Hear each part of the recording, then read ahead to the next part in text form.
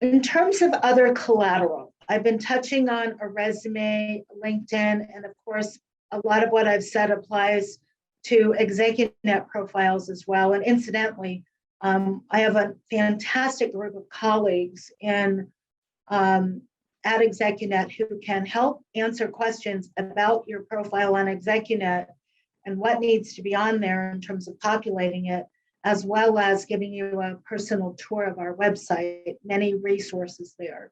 But besides that, what about other collateral? We're often asked that question. Most individuals overly rely on their resume. It's the only thing they have.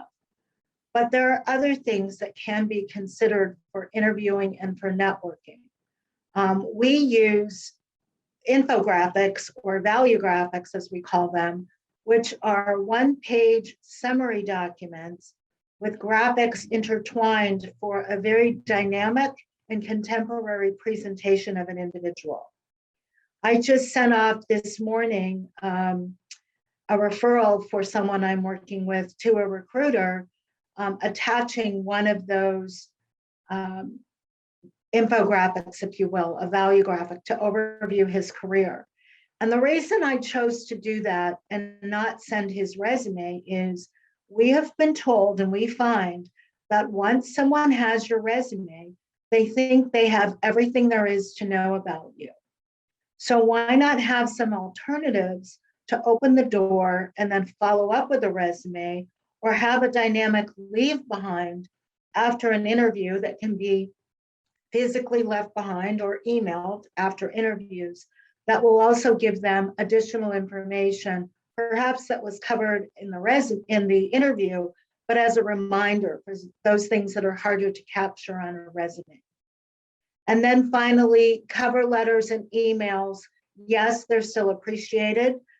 Some sites give you the option of having a cover letter and so on, but it's your opportunity to personalize your message in terms of the company, in terms of the position, in terms of the recruiter, without having to constantly change and update or manipulate your resume.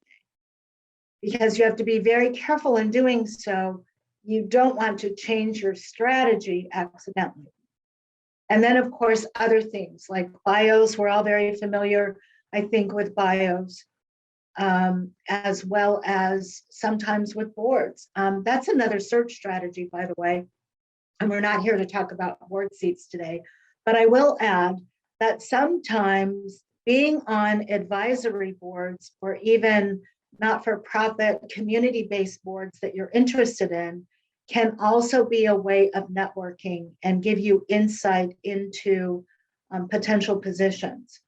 Additionally, it shows your thought leadership, that others recognize you as a leader and see your contributions as being key to their organizations. Finally, there's many, many, many more advisory boards for private companies, startups, et cetera, and not-for-profits than there are public board seats. So it's a great avenue from a career perspective, but even from a job search perspective. Next, please. I love this cartoon.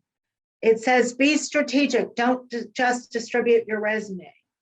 And the caption there is, I'm certainly no expert on this matter, but there must be an easier way to distribute your resume. So clearly this person has hired a helicopter and is dumping his resume all over the city. That's kind of how it is if you aren't taking great care with your resume. We would tell you, do not upload your resume to LinkedIn where it can be publicly seen.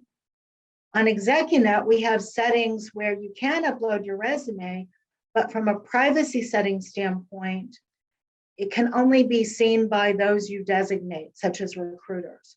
There may be settings on LinkedIn and other sites that allow you to do the same, but that's something to think about.